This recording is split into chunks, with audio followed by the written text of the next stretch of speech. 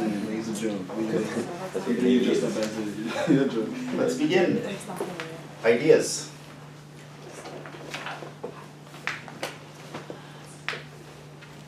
Yeah. You can see like which of the numerator or the denominator approaches infinity faster, maybe? Okay. By the way, do we understand what this symbol means? Factorial. N factorial, just remember. So if you see, it's called N factorial. How do you define it? It's like N plus N minus 1 plus N minus 2. In times, No. N minus one. Times, right? So it's Times. N times N minus 1 times N minus 2, etc. Going all the way down to 3 times 2 times 1. So that's something you should, so for example, 5 factorial is just 5 times 4 times 3 times 2 times 1, which is 120, for example, right? So that's the factorial. You'll see it in statistics and probability class for sure, but if all you've ever done is calculus, maybe you haven't seen it. Mentioned this in Calc 1, but you don't really do a lot with it, so just to make sure that we also have that, as well as n to the n should be kind of self-explanatory, you're just exponentiating something. But this, we're going to do a lot with that symbol, shows up a lot when we get to this point in calculus. Okay, so you mentioned going to infinity. Why is that important? Because last time, as we showed, what does it mean to converge? This is talking about the limit as n approaches infinity of an. So that's what you ultimately want to know. Right, so as we're going off to infinity, how do these two guys behave in relation to each other would be the question that you want to figure out. So, how do we figure it out? Yeah. Well, I would say, like, for example, if you put in 5, I mean, n factorial would be n times 5 times 4 times 3 times 2 times 1, whereas n to the n would be 5 times 5 times 5 times 5, like 5 times. So, right, so like going to infinity, that would. Right, so this is what n factorial is, but if you compare that to, say, 5 to the 5, right, which is what n to the n would be in this case, right? That would just be 5 times 5 times 5 times 5 times 5. You'll notice that they kind of start out the same place, but then while this one maintains its value, these guys over in the top start to get smaller, right? So what you'll start to notice is that I can actually think of this as, so the n factorial is going to be n times n minus 1 times n minus 2 times n minus 3 times all the way down to 3 times 2 times 1, while when we're dividing, this guy is just going to be n times n times n times n.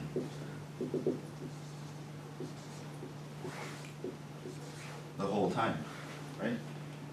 Now what you can kind of do, you can apply a property that we saw last time.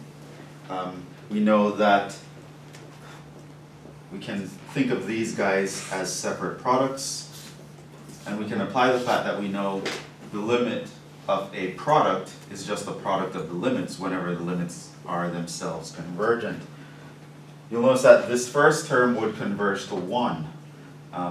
The second term, what would it converge to as a limit? It also converges to 1, right? This one would also converge to 1, blah, blah, blah, going all the way down. Now, once you start to see that constants start to appear, as n goes off to infinity, what is this guy converging to? 0. 0, right? So you end up with a bunch of 1s and then a bunch of 0s at the end. You multiply these guys all together, what do you get? You get 0. So that actually converges to 0. So this is, by the way, using the property that we know that the limit of two sequences multiplying together is just the limit of the individual sequences multiplied together. Now, this fact here also reminds us of another fact. So based on this conclusion, what would you be able to say? Who actually approaches infinity faster? The denominator.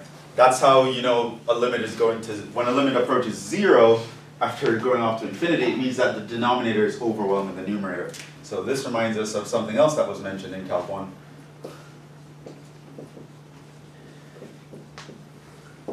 That you need to remember about limits, is about how different types of functions relate to each other as the inputs get huge. This is something that you should know.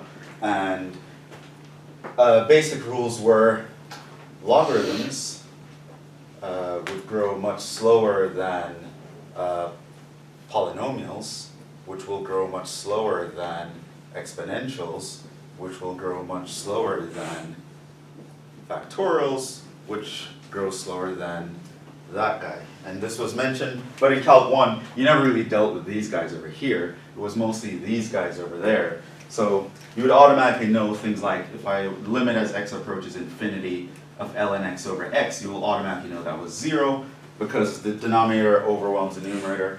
Whereas if you had like the limit as x approaches infinity of e to the x over x, you know that would be infinity, because again, as n goes off to infinity, this symbol means, this means n to the a is much larger than log to the base a as n approaches infinity, right? So the guys on the right, they're much bigger than the guys on the left once their input starts to go up to the infinity, so much so that it's like the guys on the left might as well be 0 compared to the guys on the right in this, in some sense. So if you have logs versus polynomials versus exponentials versus factorials versus, that's also a kind of exponential, then what happens is you can know that guys on the right of this will actually grow a lot faster than guys on the left of this. And that's an idea that's going to be important. Knowing that idea, or remembering that idea, you would automatically know that this actually converges to 0. But here's just writing it out a little bit.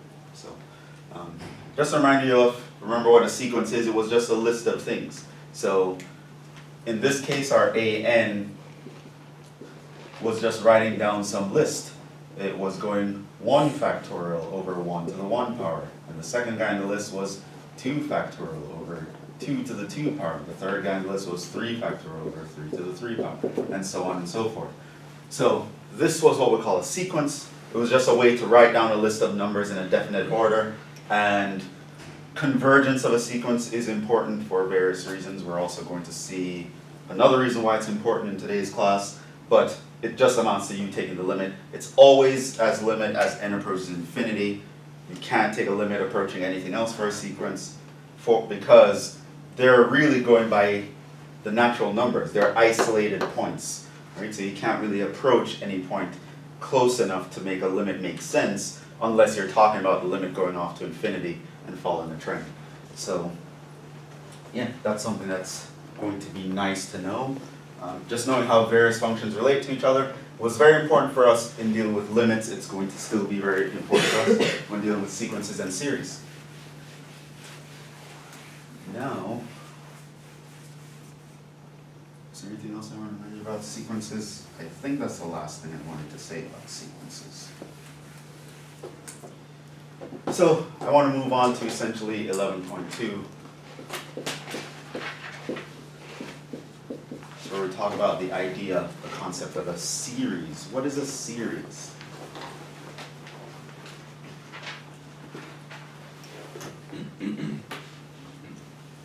Let's talk about some motivations here. So, way back when, a long time ago, we're talking about 450 BC, maybe somewhere around there. There was this dude named Zeno. And he came up with a bunch of paradoxes. So this is back when, everyone wanted to be a philosopher or whatever. And there was this guy named Zeno that came up with a bunch of paradoxes. Wrote a book about them, maybe about 40 of them. I think the book was lost. Then Plato and Aristotle spoke about his paradoxes from memory. One of the paradoxes, one of these were something called the dichotomy paradox. And the dichotomy paradox is basically a paradox saying, well, You know, if you want to go somewhere, like, okay, I'm gonna go to grandma's house or whatever, you can never actually get there, because the idea is to travel some distance, you must first travel half that distance, right? Was his idea. So the idea is you can never cover any distance. What was the idea behind that? Is, well, let's say you wanted to travel a mile, right? So, example, want to travel a mile.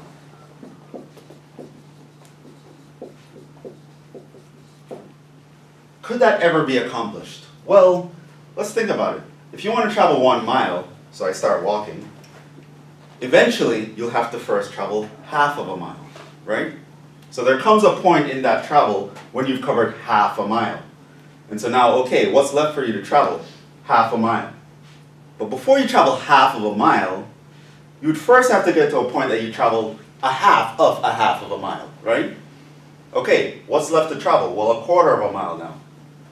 Well, how do you cover 1/4 of a mile? Well, you first have to cover a half of 1/4 of a mile, right? So the idea is you keep covering half a distance.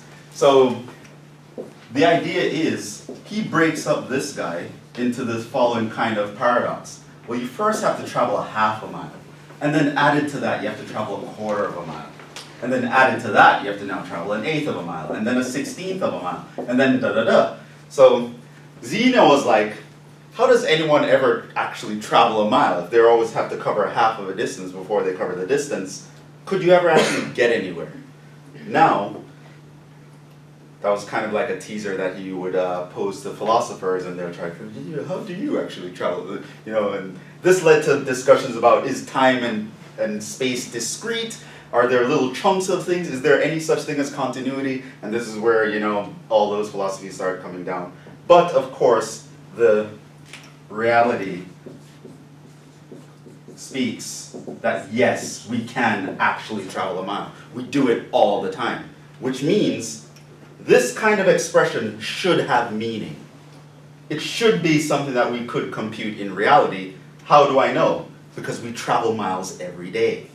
There has to be some meaning to this thing that appears to be an infinite addition. I'm adding things up forever. The goal is to try to hit that number.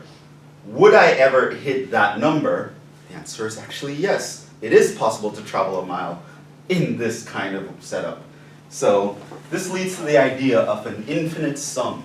Can you actually add up an infinite number of things and get some meaning out of it?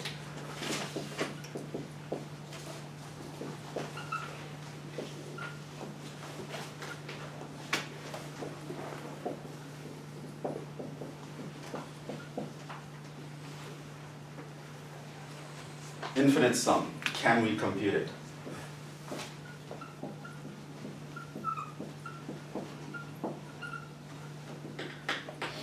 Well, the answer to Zenos Paradox says yes. There is a situation in which we can, and in fact, it would seem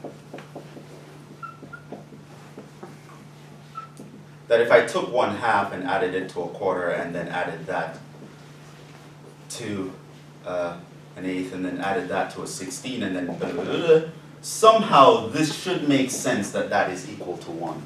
How do you go about actually mathematically justifying this assumption? Another thing that is worth pointing out here, calculus confirms this.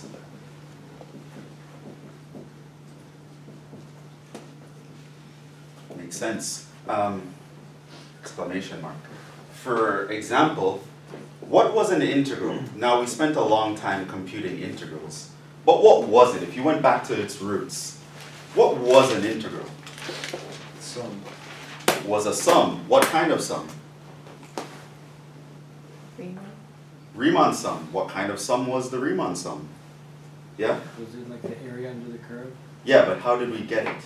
Remember what we did was we took a sum, well, you had a curve, the height was given by f of x, and we dissected it and then we added up a bunch of rectangles, right? So we added up a bunch of things where we are multiplying the height of the rectangle by the length of the rectangle, right? And when you added up a finite number of rectangles, you just get an approximation of the area, because there's going to be some gap. But then we're like, okay, so this is adding up, say, I goes from 1 up to n. We can add it up n rectangles, but what did we do after that? We took a limit as n approaches infinity, which essentially we defined to be I goes from 1 to infinity of this guy, f of x I delta x, and we had a new notation for that. This is what we called the definite integral of f of x from a to b, right? The whole idea of computing an integral, in the background what you're actually doing is you're adding up an infinite number of things and you're coming up with a finite answer, right? So there is this idea that was a very important principle that we had to figure out of adding up a bunch of things to get something meaningful. And calculus needed it. The whole reason why we're here means that idea worked out. But now we're going to go back and approach that idea directly. Not necessarily in the context of an integral or in the context of traveling a certain distance, but in general. What does it mean to add up a lot of things? Right? It's an important question. And so this leads to the idea of a series.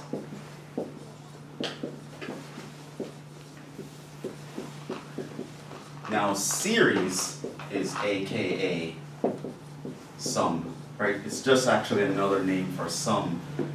But it's kind of like how a derivative is another name for slope, but when someone says slope versus derivative, you clearly get the idea that they're thinking in a different context. Most people say slope, they mean in the context of a straight line. When you say derivative, you mean slope, but in a more general context. In the same way, series has that same connotation. When you say series, you really mean sum, but you mean it in a general context, like what is the essence of a sum, you know what I mean? So that is called a series. It's just a really long sum, technically. So if you look at the definition, a series, how we would define it, is the sum of the terms of a sequence. So we spoke about what a sequence is. So, i.e., given the sequence an, n goes from, say, 1 to infinity, this is just a list of things, a1, a2, a3, da da da. Then the expression, if I took a1 and added it to a2, and added that to a3, and added that to a4, this is called a series. Right? Adding up a bunch of terms. What terms? The terms of a sequence, specifically. So we call that guy a sequence. And of course, since we have finite, call that guy a series. Since we have finite sequences, you can have finite series. So given a finite sequence, a1 going all the way up to an, we can associate a finite series, namely a1 plus a2 plus all the way up to an, right? Now these guys, not very interesting. Right, we could add ever since kindergarten, right? Now sure, if you have a lot of things, it'll take you a long time, but there's nothing conceptually difficult about doing this. Just add up a bunch of numbers. If n is very large, it'll take a long time to do this, but you can do it, right? And you have the ability to do that ever since you were a little kid. When things get interesting is in the case of an infinite sequence.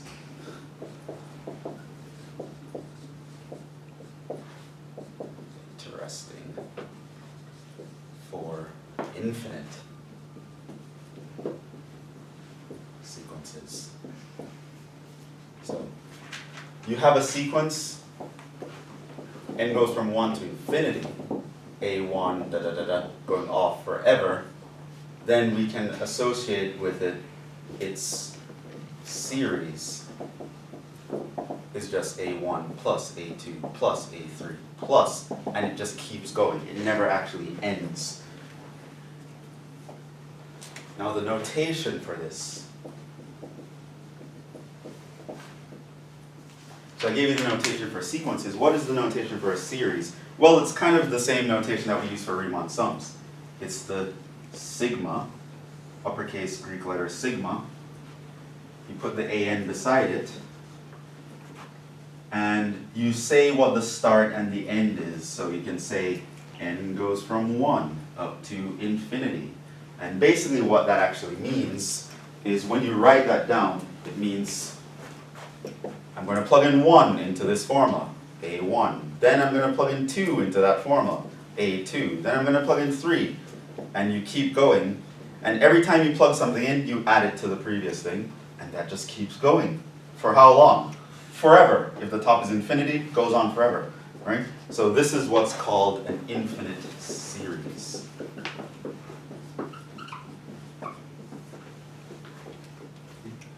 So it's you just adding up the terms of a sequence that's infinitely long. Right? And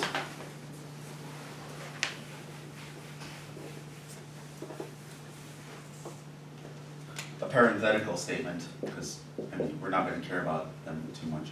Finite series just looks like n goes from 1 up to some other number, say k of an. So it's just a1 plus a2 plus, but it stops at some part, like at k.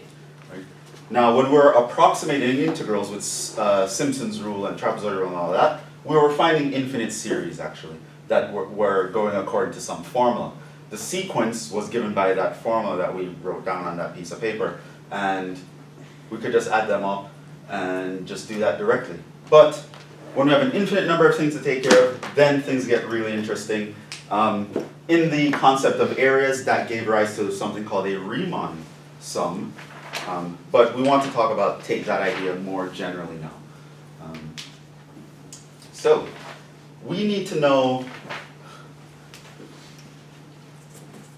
how would you go about adding up something like that?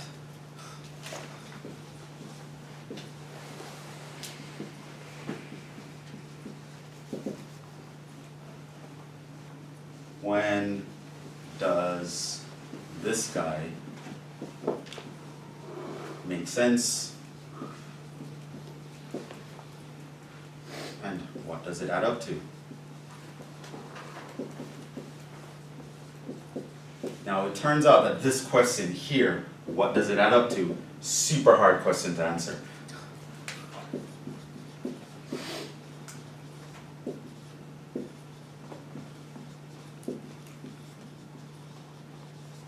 So a lot of times the best we can hope for is to say, does it add up to anything at all?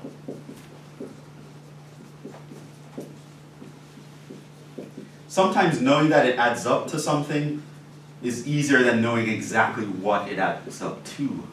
Does it add up to anything? This is easier to answer, not always easy, but significantly easier to answer. And this is what sections 11.3 through 11.10 of your textbook actually goes into. So sometimes you can find out exactly, okay, hey, this infinite series, it makes sense, it adds up to something, and I can tell you exactly what it adds up to. That's very rare though. That's very difficult to figure out in general. We're going to find some situations where we can figure it out, but most of the time we can't figure it out.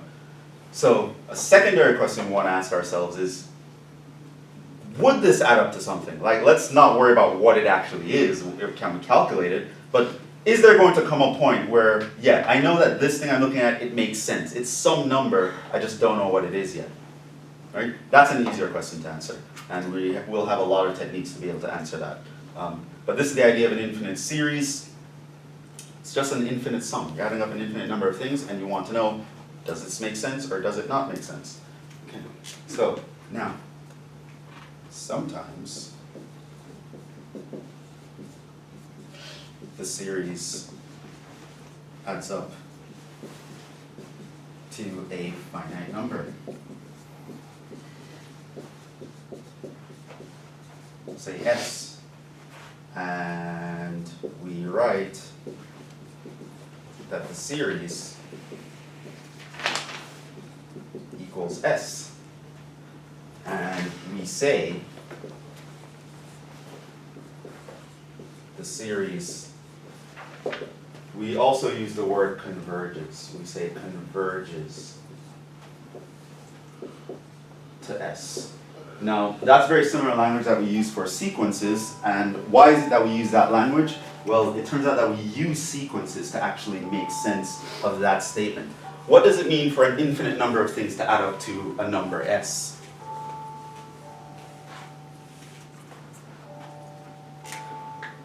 Now, definition.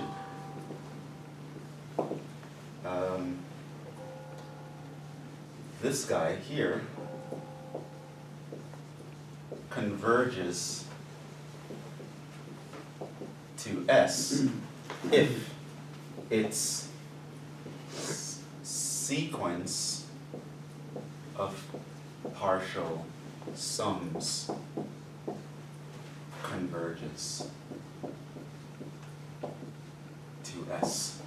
So we can determine the convergence of a series by determining the convergence of an associated sequence. There's something called a sequence of partial sums.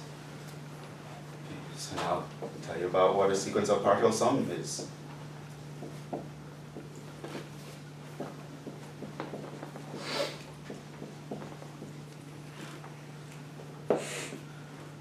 So a partial sum is the sum of the first few terms of a series. That's what a partial sum is. Now the sequence of partial sums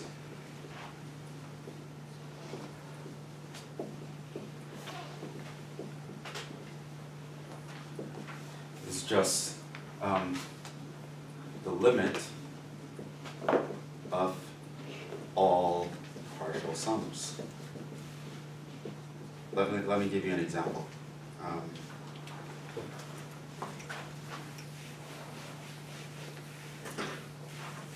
Let's go back to Zenos Paradox. Add a half to a quarter to an eighth to blah blah blah, right?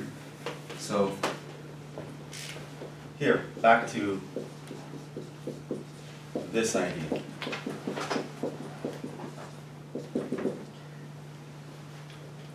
Here's how you would create a sequence of partial sums.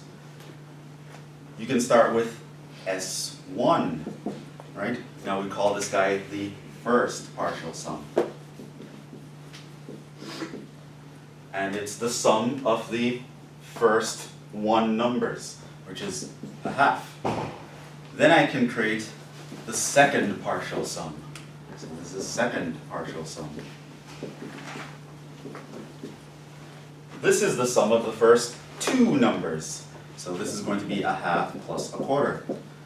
Then I can talk about the third partial sum. That's a half plus a quarter plus an eighth.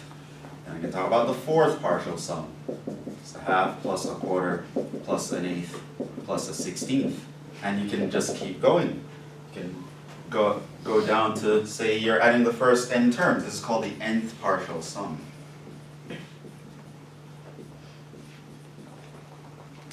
So this is like 1/2 plus 1/4 plus. What you'll notice that these guys are individually looking like, it's 1/2 to the n, right? So notice this is 1/2 to the 1, this is 1/2 to the 1, plus 1/2 to the 2, 1/2 to the 1, 2 to the 2, 2 to the 3, and so on and so forth. All these guys are looking like 2 to the n. So this guy here, I would call that the sequence of partial sums for this series, right? The first n terms will look like this sum, right? Now the question is, what are these guys approaching, right? If I think of this sequence, so this creates a sequence.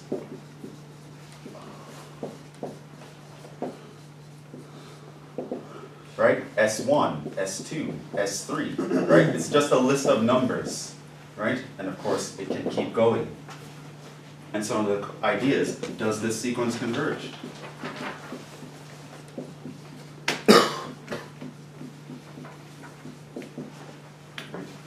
And you can kind of think of this in, even with finite sums, this is true. Like the more terms you add, the closer you get to what the actual answer is, right? You can think about it that way. Like if I wanted to add 1 plus 2 plus 3 plus 4 plus 5, let's say I want to add that. I can start, well, add 1. Then I can look at adding 1 plus the 2, that will give me a 3. Then I can look at add 1 plus 2 plus 3, that'll give me a 6. Then I can look at add 1 plus 2 plus 3 plus 4, that'll give me 10, right? Notice that if I look at these guys as a list of numbers, 1, 3, 6, 10, I can think of those numbers as they're increasing towards something. What are they going to increase towards? Well, towards whatever the guy in the list that adds up the last number, 15. That would be the last guy in the list. And because it's a finite list, eventually it stops and I can say, oh, the last guy here is going to be the answer, right? So we want to take that idea and apply it to an infinite sum. We want to be able to say, okay, look at all the sum of the partial sums, write a list with it, and then just watch where that list is going. But the thing is, because it's an infinite list, it never comes to a point where it hits the last guy. How do you know what the last guy is? Well, take it to infinity. What does it converge to in the way long run, the part where we can never actually get to? Right? That's the idea. That's how we come up with the idea of how to add an infinite number of things together. Create an infinite list of partial sums, figure out what it converges to. And for this particular example,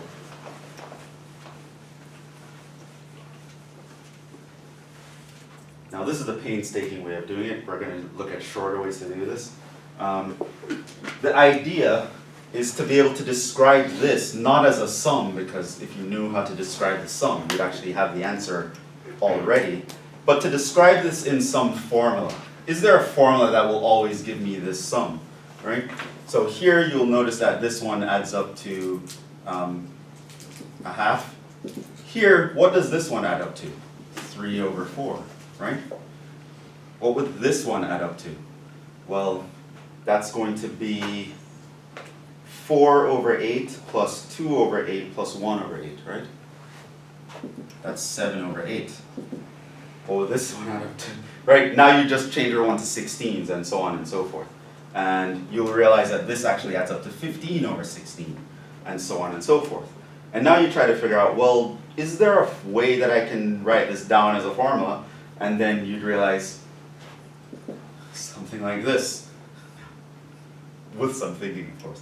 Oh, the first one I can think of as 2 to the 1 minus 1 over 2 to the 1. Notice that this one is 2 to the 2 minus 1 over 2 to the 2. Notice that this is 2 to the 3 minus 1 over 2 to the 3. Notice that this is 2 to the 4 minus 1 over 2 to the 4. In other words, another way to describe this sum of things is to say, I can describe a sequence where the nth partial sum is given by this expression. Okay. Really fast forwarding through a lot of thought process here, but we're never going to actually find a series this way, but so I can explain this quickly. Just want you to understand the idea behind what it means when we're finding a sum. You write out a list of partial sums. Figure out a formula that will actually give you each term. That is your new sequence. This is called a sequence of partial sums. Now, all you need to do is figure out, what does this thing actually converge to? So, here, our Sn is equal to 2 to the n minus 1 over 2 to the n, and you might say, what does S converge to?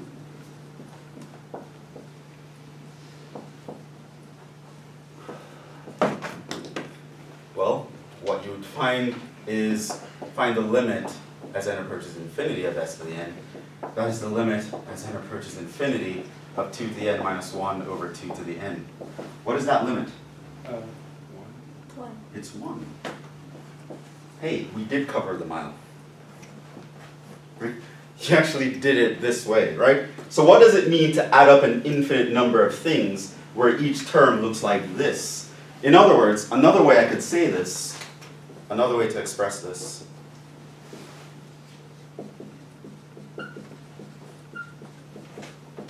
is to say, if I took a sum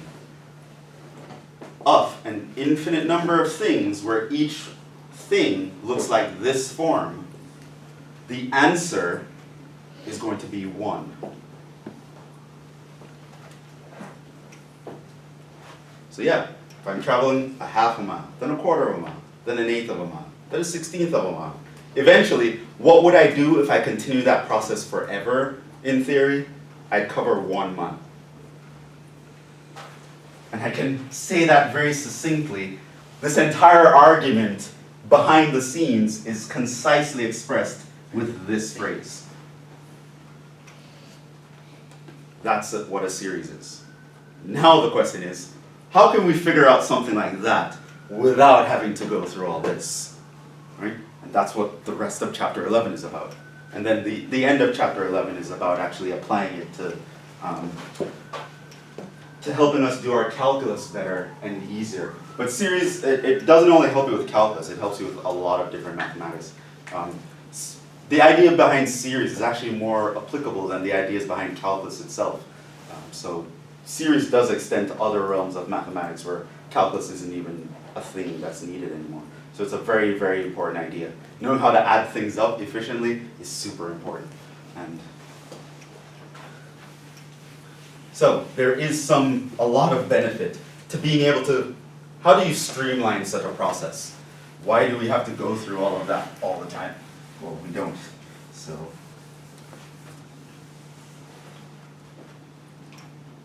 now, I think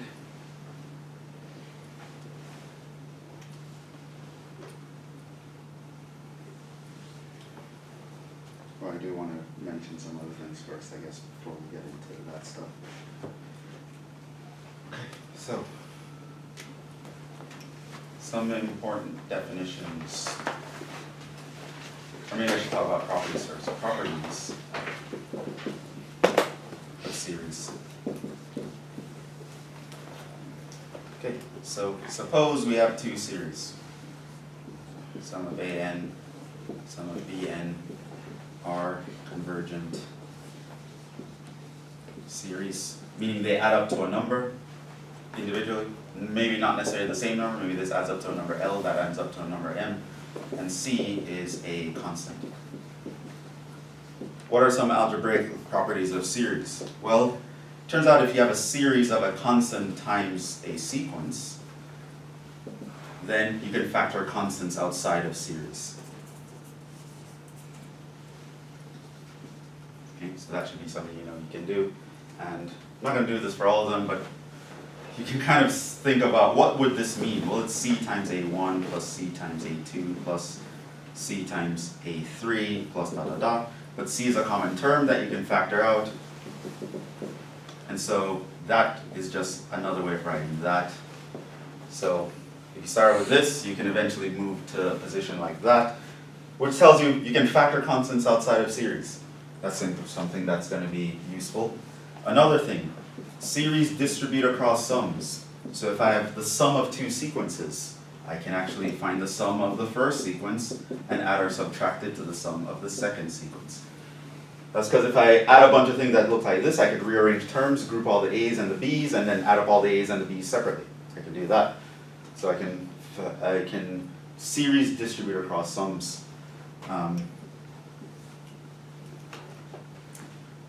What other property? So it turns out that's kind of all the algebraic properties we have. Series do not distribute across products. So I should probably make sure you know that by writing it down.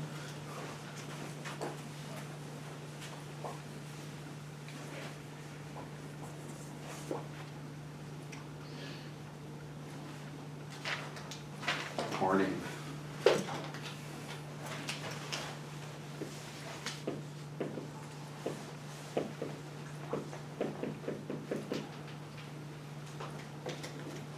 Series do not distribute across products.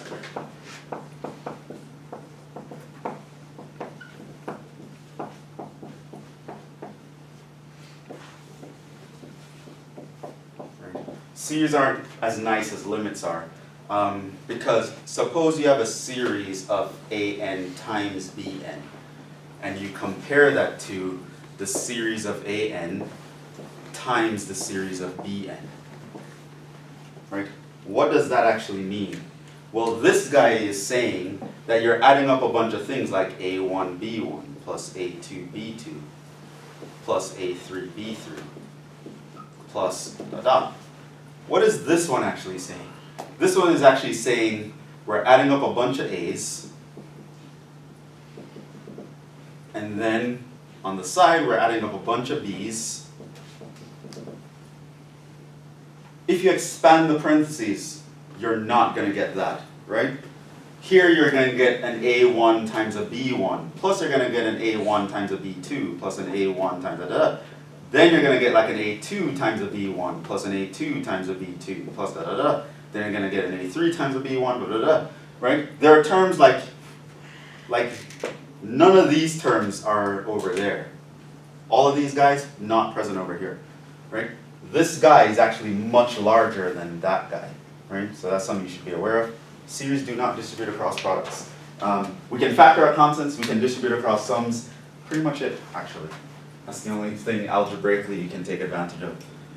Unfortunately, limits are very nice. They distribute across everything. Series, not so nice, algebraically speaking.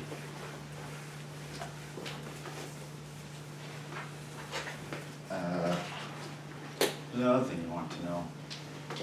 Theorem. Or maybe a definition for it.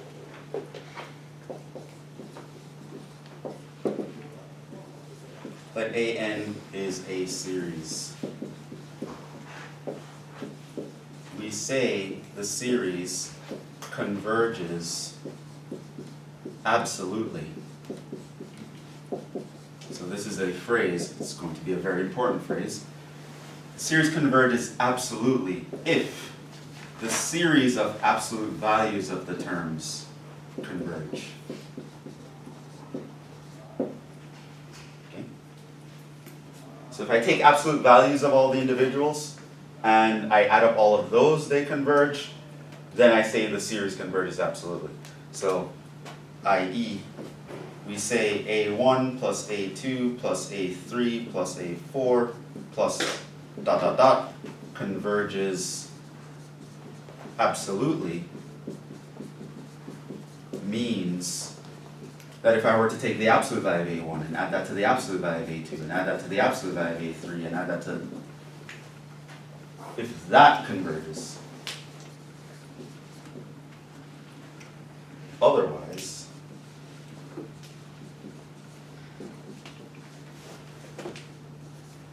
we say this guy converges conditionally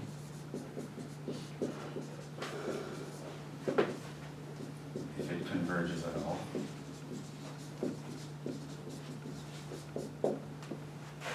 And we say AN diverges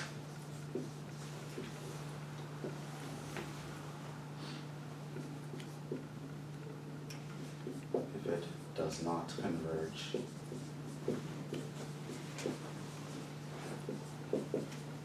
In any sense.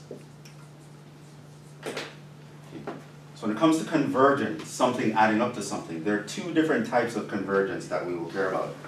There's something called absolute convergence, which means if I throw absolute values around all the terms, it will still add up to a number. There's something called conditional convergence, which means if I add it up as is, it will go to a number, but if I put absolute values around everything, it doesn't go to a number anymore. And then there's like, no matter what I do, with absolute values, without absolute values, it doesn't matter. This thing is not going to add up to a number, right? So,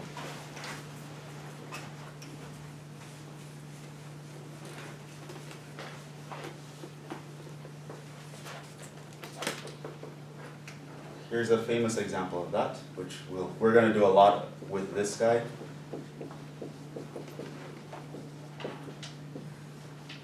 There's something called the harmonic series.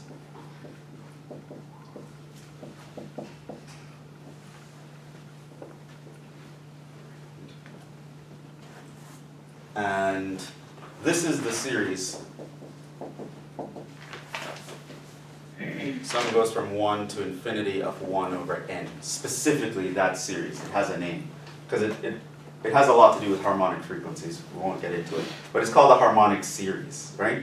So this is basically the guy that we get if I were to add 1 plus a half, plus a third, plus a fourth, plus like that, right? Now, it diverges. Meaning, adding up all of these doesn't actually add up to anything. Sure, a half plus a quarter plus an eighth plus 16, it actually adds up to a meaningful answer, 1. 1 plus a half plus a third plus a fourth plus a fifth doesn't add up to a meaningful answer. That will actually go off to infinity if you keep adding it up. Strange, but it's true. We'll deal with it later. So that's the harmonic series, a very famous divergent series. Everyone knows it's divergent. Even people who know nothing else about series know that this one diverges. You need to know that this one diverges. But if you consider this series, it's called the alternating harmonic.